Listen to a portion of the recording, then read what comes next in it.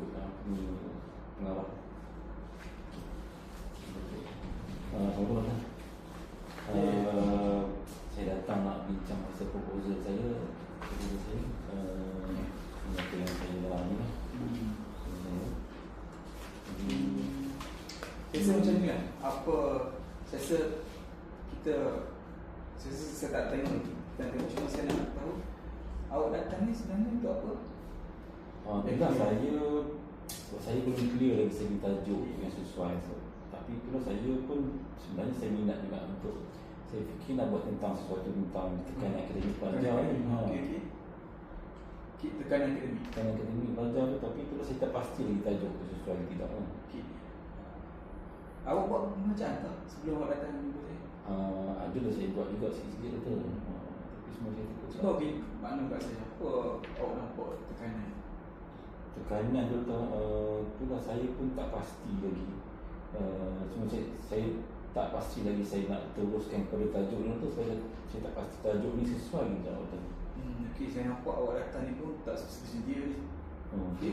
Tak persediaan, tak ada persediaan.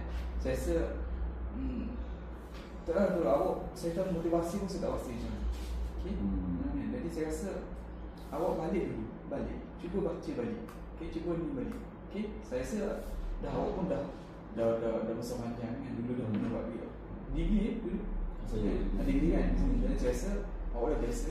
Takkanlah yang tu saya nak ajar kan. Doktor pula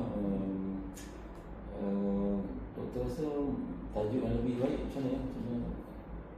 Awak tanya saya dulu, awak nak buat pasal apa tadi? Tekanan. Tekanan. Jadi tekanan tu awak kena baca lagi lah. Kena baca kan? Jadi awak pun jangan mengharap.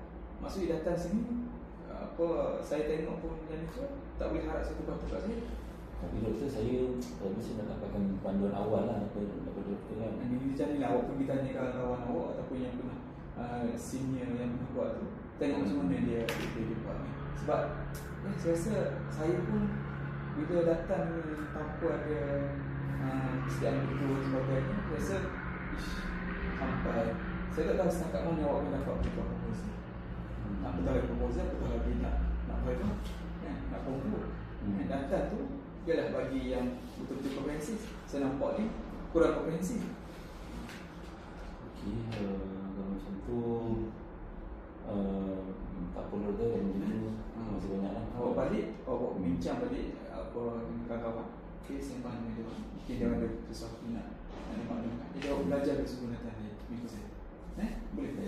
Nanti kita set, nanti saya WhatsApp balik. Banyak